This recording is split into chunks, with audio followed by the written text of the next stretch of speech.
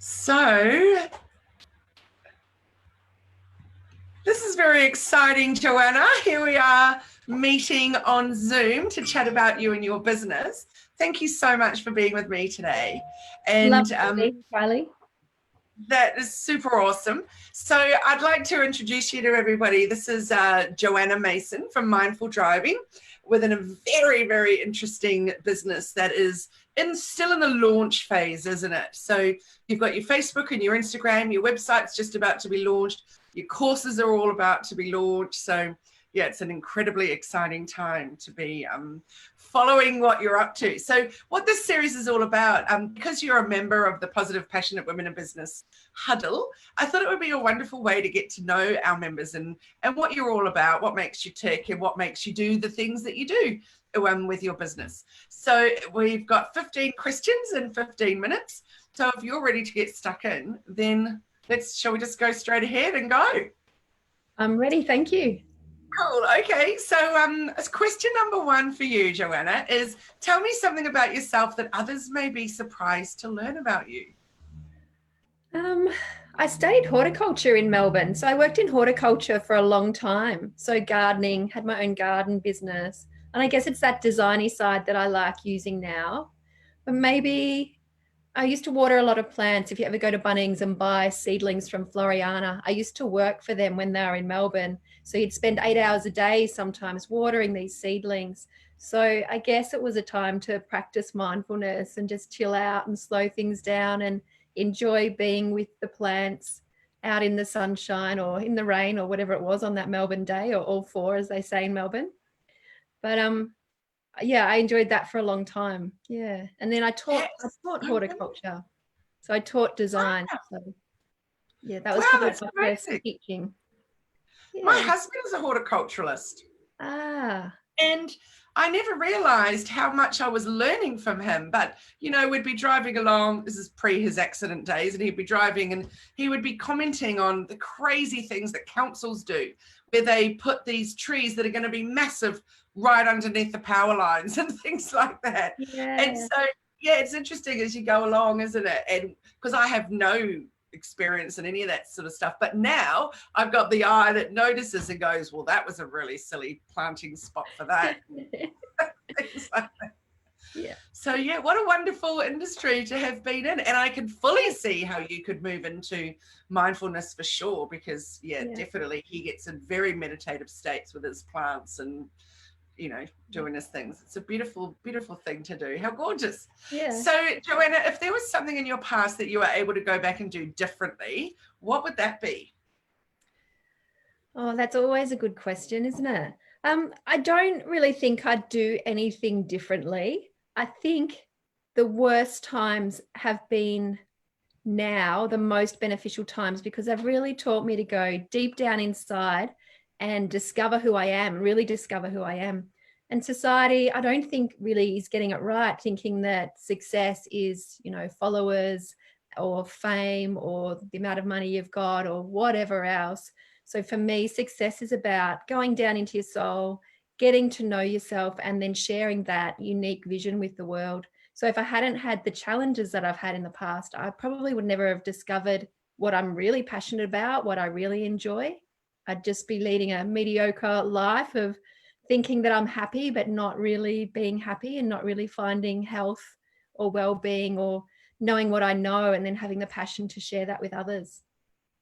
Oh gosh, that's such a beautiful answer. I'm going to have to rewatch that one and listen to it again, because you just said some really beautiful things there. Thank you for sharing that. So what do you love most about what you do? And this is a good time for you to tell people about what you're actually doing. Wow. I guess it is that the energy to do it comes from my soul. The passion to do it comes from my soul. I know how important it is to walk to the beat of your own drum and be unique and be individual. And by quieting the mind a bit, because I'm a Gemini, for those of you who are into that. So I have a really busy mind. I've got a really quick mind. I always have loads of ideas that I want to get out there. And if I just let my mind run away, I'd have all these ideas and never actually produce anything good with them. I remember when I studied yoga teaching, actually, I said to my yoga teacher one week, my daughter was really young, and I went to class, and I was I'd been in the pool with her, and while she was waiting in the pool, I was kind of just doing some little yoga moves in the pool. No one would have known. It was just my little secret thing. But you could really just hold the pose and connect in with the breath, and she'd be just splashing around. And I said to my yoga teacher, oh, I was doing aqua yoga in the pool, on Monday when I had my daughter there. And she's like, oh, aqua yoga. She was in her 70s. For goodness sake, like as if that's a thing. That's the latest little fad thing that you yogis think is okay. Anyway, now she runs a course, aqua yoga course. So yeah, she absolutely bagged me out in front of the whole class for this aqua yoga thing. Oh, That's how my mind can race away. And maybe she went home and meditated about it, took yoga to it, and thought, oh, actually, there's something in this aqua thing. It takes all the pressure off the joints and feels quite lovely doing yoga in the water. Yes, I love aqua yoga. I think it's so beautiful. So floaty and free. Isn't it just? Absolutely. I was bedridden through most of my pregnancy. And so the one time that I felt amazing when I would be driven to do aqua yoga once a week, and it was absolutely glorious. I just loved it. There was a beautiful group of 6 of us that would do our lovely stuff in there. And it was the beautiful copper and colloidal silver pool.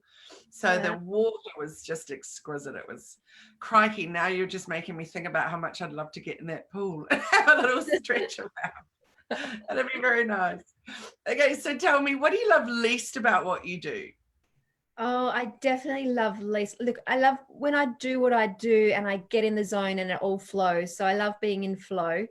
When I don't like it is when I can't get in the flow. So when I'm trying to do something like put a video together or something, and it's all that technical side, and I don't have flow in the technical side, I really find it hard to get the flow there.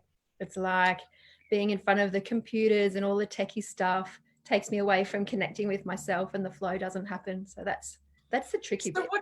What do you do then? Because it seems from the way that I've been getting to know you is that you're very good at just getting it done and getting in there, boots and all, and doing it. So what do you do when you're not feeling in the flow? Do you walk away and do something else and then come back? Or how do you manage that?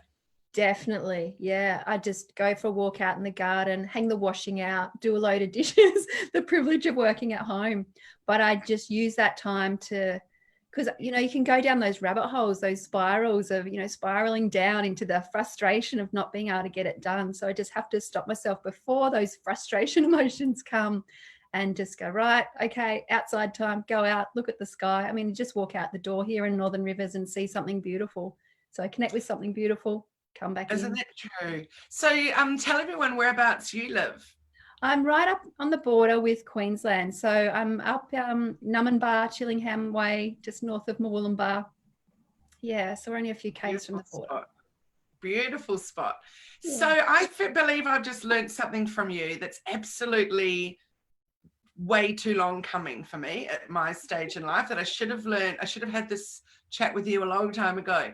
So when I'm not in my flow, but I know I've got deadlines and I just know I've got to get the work done, I just carry on and I'm not productive and it takes me 10 times as long. So then I've got to do the rest of my work later on at night because I just haven't got it all done. Yeah. And I just have always been a big believer in just push through. Yet I'm always saying to my clients, make sure that when you're in that flow and the writing's really coming to you, that's when you should just get out a whole month's worth of content or a whole week's worth because you're in that great flow. So don't try and push it when you're not. Yeah. But of course, which is not practicing what I preach, is it? But then just listening to what you said then, if you just walk away and just do something different, that doesn't mean so that for me, that's really doable. I could literally just go inside into my house, make a cup of tea and come back out and I might be in a better frame or even just walk around the block or something. Yeah, or do something that puts you in flow, which for you, it might be whipping up a Facebook post, something that's fun, easy, makes you feel good, and then give it another go. Absolutely. Oh, that's great. Yes. So for all of those of you that are watching, tell me if you've just had a little aha moment for you as well. And or maybe I'm the only one that has never realized that I just need to walk away and come back and be in a different space or create something, a little graphic design, something glorious, or make a little video. I'd love to do that for a little moment. Yeah, and it doesn't need to take away. So the 15 minutes that I might spend doing that isn't going to then add another 5 hours onto my night of work that I couldn't Yeah, it complete. absolutely does, doesn't it? Oh, that was That's what great, society Joanna. does. Like society loves the hustle, and they're all about the hustle and not getting sleep and not getting enough sleep. You know, there's the latest statistics with the COVID. My kitten's just come in. Is that stress has actually gone up because people working from home are now getting up at 1 a.m. and working till 3 a.m. just to get the job done and the hustle done. And sure, maybe you're going to have great flow at 1 o'clock in the morning. That's great, but do have a siesta at 1 o'clock in the afternoon. Yeah, absolutely. I hate the hustle. I don't even like the word hustle. Yeah, the hustle is not real. You know, it's an old memory. Yeah, absolutely. Okay, so if you were doing this, what would you be doing? And I think it's a good time to say, what is mindful driving? Okay. Oh, mindful driving it probably came about 15 years ago when there was an accident just outside Murwillumbah at the Byangam Bridge. I just dropped my daughter to preschool and a couple of other mothers had left before me, and we were all going to Murwillumbah at different times. And it didn't really bother me. I just went around it. But when I saw those mums the following week, they were a little traumatized. They'd been first on scene and there'd been injured people on the road, and cars were driving around injured people on the road, on the bridge. Super dangerous, double lines, serious accident. So the emergency service weren't there yet. So these mums were just doing their best. Luckily, neither of them had other little kids in the car. And I just thought, gosh, what is it that makes drivers do that? Why do drivers do this rubbish on the road all the time? And I thought, oh, hang on, confession time. I've kind of done stuff like that too. I've driven past a car really early in the morning and there was a lady standing next to the car, and it was hours later that afternoon. This was years before. Hours later that afternoon, I thought, what if that accident had only just happened? I didn't even stop and say, it was quiet country road in central Victoria. I didn't stop and say, are you good? I just assumed she was fine and kept driving. So there's little times like that, I think, that we can all do a little bit better and all be a little bit more mindful in the present moment rather than racing off to the future of where I was driving to or worrying about the past. So I think as we just become more mindful and relaxed in the present moment's all about not having fears about the future or the voice in the head of the boss or the mum or the dad who's just sits in the back of your head all the time and questions everything you do and what you're doing. You don't want that when you're driving. You just want to be able to drive, be calm, relaxed, present, see the birds flying by or the buildings that someone built that were quite ugly and still think they're beautiful just the same because you've had that moment of mindfulness, taken a couple of deep breaths, really changed the hormones. So mindful driving is about the bringing together of the kindness that comes from mindfulness with the safety that comes from mindfulness. So it's just, mindfulness allows you to breathe more deeply, just to be happier, more in your center, more connected to your soul, less valuing the hustle, more valuing the soul and who you are. Sorry, how many times have I said the word soul in our interview? Just the uniqueness of who you are, I think is really valuable. So getting back to those beautiful qualities, truth and honesty instead of hustle. And what you're creating is online courses, isn't it? That's right. People to learn it and be. Yeah. Oh, I'm really excited about what you're going to be, what's evolving and what's birthing. And yes, very exciting. So watch this space, everybody. Yeah, it's going to be fun. Okay, so what's been your biggest success in your working life?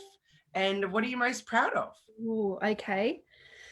Success. I think it was probably working out not to just do what society says is the right thing to do, but to do what I know is the right thing to do. And that goes from not having Wheat Bix for breakfast, because that doesn't work for me. So to have my own thing for breakfast, to eat the way I want to eat and chop out things that don't work for me. So it's definitely working out who I am has probably been my biggest successful thing, and working out how to share that with other people so they can know who they are better too and they can feel kinder and happier. Yeah. Oh, that was so beautifully put. Gosh, that's the beautiful thing about aging, I think, and wisdom, although maybe some people in their 20s get it, but I certainly didn't, is what works for us is actually okay. Yeah, And totally. exploring that more. Oh, that's awesome that you're able to then do that as a, and give that gift to people. That's right. Thank you. So who are your dream clients, and what type of jobs do you like doing the most within your business? Yeah.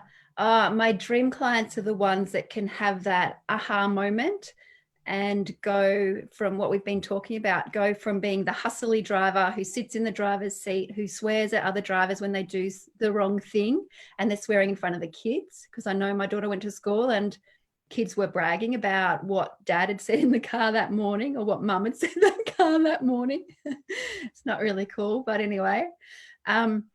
And kids are growing up thinking that whatever happens in their life is normal. So whatever happens in the car is normal. That is how you think about other people. That is how you talk about other people, to their face or behind their back, depending on what you're brought up with.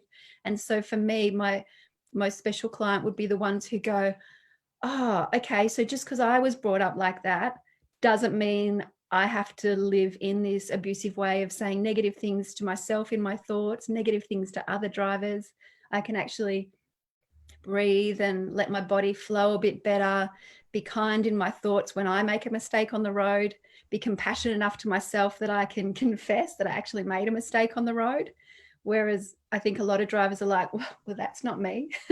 I don't do that stuff. That's those other drivers. So I think they're my dream client, who can have that aha moment and allow this little thing called mindful driving to expand out into their life, change their world, and make their world better for their kids, their families, their partners, their school community, communities everywhere. Can't wait till I can do your course. And also for my daughter, I know we've talked before, and I've told you that my daughter's on her L's. In fact, she's sitting her P's this Thursday. And I'm very much looking forward to that. It's, it's a whole new stage in life, isn't it? And I'm really excited for her. Yeah. But it was only when I started teaching her to drive over a year ago now, that I really noticed how I was on the road and how I reacted to things. And it made me more mindful immediately without even being able to do your course yet. So that's why I definitely think I'm at a stage now where I'm super ready for that. But what's fascinated me is other people. I think when we're driving for so many years, we can easily stop noticing people's rudeness, and we can easily stop noticing how terrible it is that people forget things, like not bothering to indicate. So when you've got a learner driver beside you, or you're beside the learner driver and she's like, I don't know what they're doing on the roundabout because no one's bothering to indicate. I was like, wow, that's so true. We're just confident just to merge in there. But she's like, I'm waiting for those signals.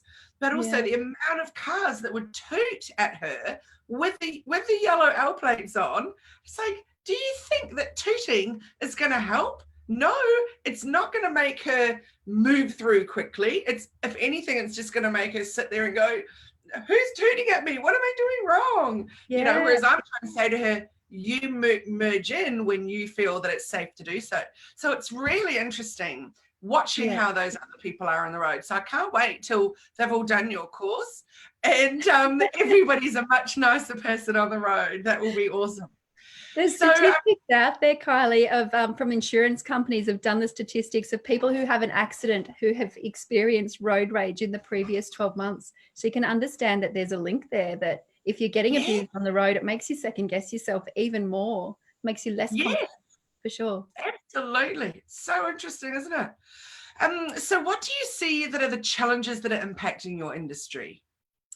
Yeah, I think this is a really great time for mindfulness. I think, in the next 10 years, mindfulness is just going to go boom. I think the challenge in this industry isn't the right-brained creative people. The challenge is probably the left-brained sciencey people. The science is coming. The science is there for a lot of it, but the science isn't 100% there. So a lot of left-brain people who come up through school, which is based for, left-brain people, it's really supportive of left-brained people the whole way we've run society so far, they might be really challenged for it. But hey, I've still got all the right-brain people, so it's not too bad. Yes. Wow, interesting. So when you were a little wee thing, what did you want to be when you grew up? Oh, funny question. I kind of wanted to be a gardener. That was my first job, was pulling weeds for granny and granddad on their farm and mowing their lawn. That was I think we were $5 an hour. So that's not bad for back then, is it?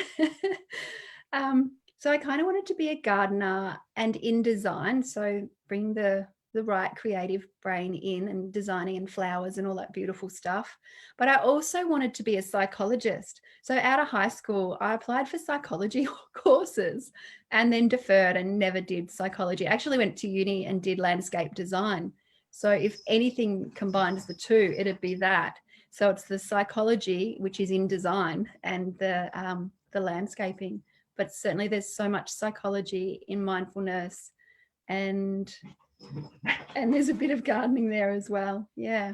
How beautiful is that evolving? That was what you wanted to do as you were little, and then it came into horticultural, you doing that, and then moved into mindfulness. That's gorgeous. And all of your yoga teacher and everything. That's a wonderful evolve, isn't it? That's gorgeous. So, Joanna, if you're an animal, what one would you like to be? Oh, I think this changes all the time. Today, I'm just looking at the tree out the window, and it kind of looks like a good idea to be a koala and just sit up there and chew gum leaves and just chill out. It'd be nice to chill out this morning. I got up a little early today. I got up before my alarm, so that was early. Oh, goodness. I just changed my alarm over to be birds chirping. And I woke up in that weird space and I couldn't figure out where it was coming from. Had I left all the windows open, it was really, really odd, but it was so natural. It was quite lovely. Oh, good. It was better than or something. It was quite sweet. Okay, so if you were a movie character in a movie, which one would you be in what movie? I kind of think, look, Joan of Arc comes to mind. When I worked in horticulture, I did work with a lot of men, and that was always really interesting. I guess I like the way she helps and supports a community, and she fights against what's wrong. So for me, I guess what we've talked about, what's wrong, is that hustle. So that'd be my little Joan of Arc moment. But you know what? I wouldn't mind being Elsa from Frozen too. Because she can sing.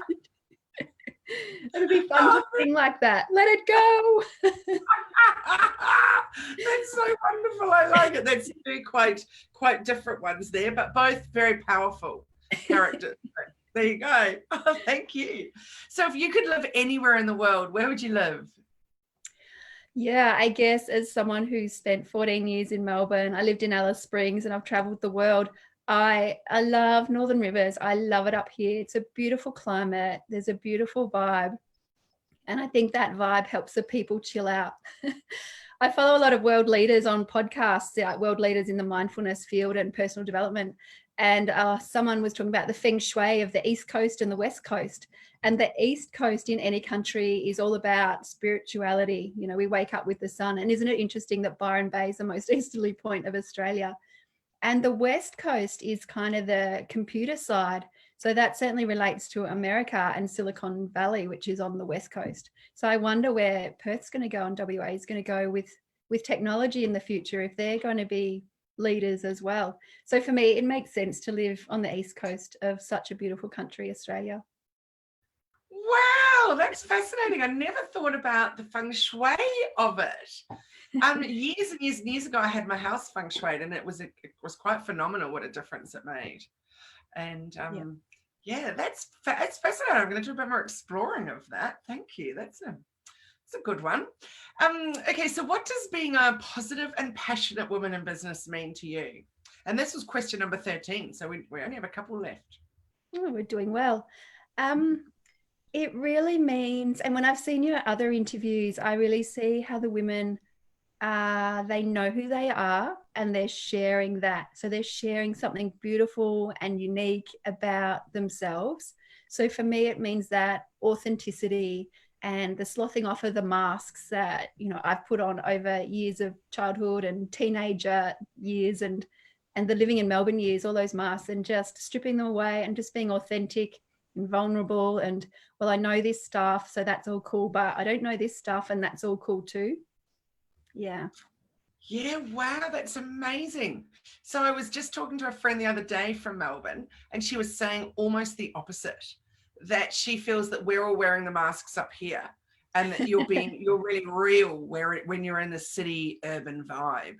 And I was Yeah. like, oh, that's fascinating, because certainly I've never lived in Melbourne, but certainly moving from Sydney, I felt like we've been up here 20 years, and it felt like we'd sort of just became more of who we always had wanted to be, because we had the freedom to do it without the judgment and Yeah. all of that. So it's so interesting, isn't it, how we all see different areas. And she used to live up here and she's moved down there, so yeah, she's got a Right. very different slant on it. Isn't it fascinating how we all Yeah, see so things? perhaps she feels she can be more authentic in that environment. Yeah, Yeah, that's yeah, interesting. interesting.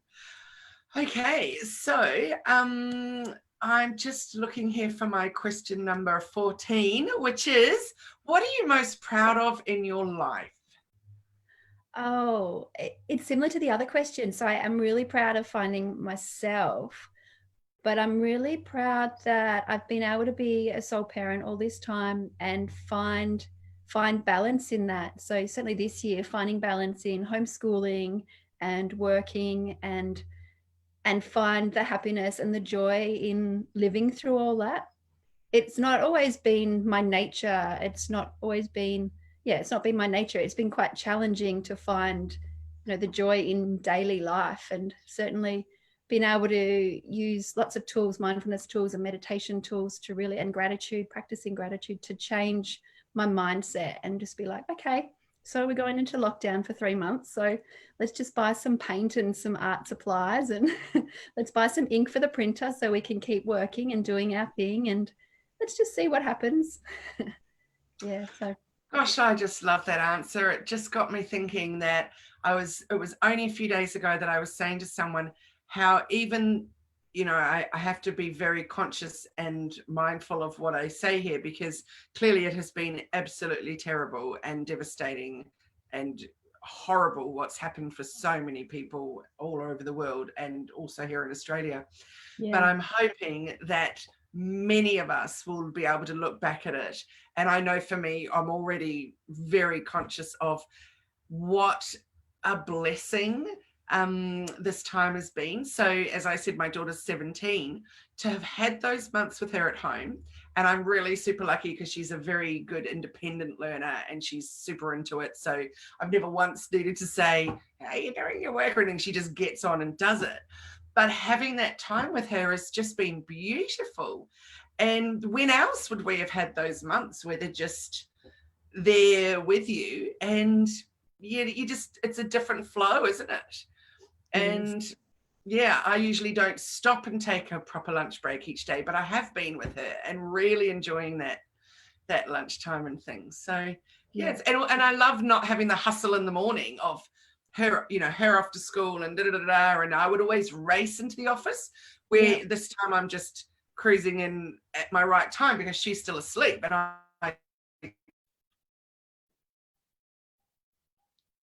It's just frozen for the moment.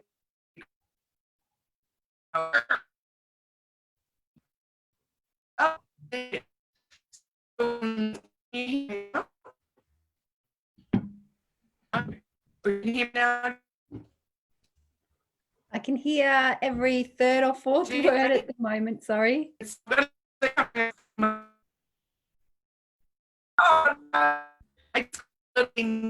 is your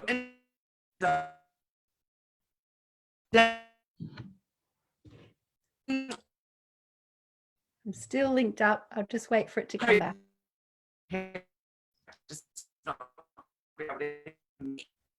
So if you can hear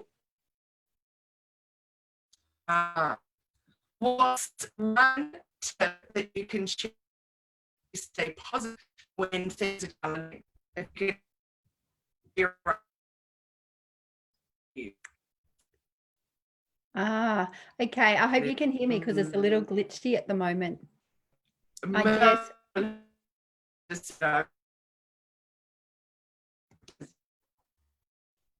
if you can hear me, it's I guess it's what we were talking about before, where you take a break, go outside, have a rest, go and do something that makes you feel really good. and then come back to the challenge.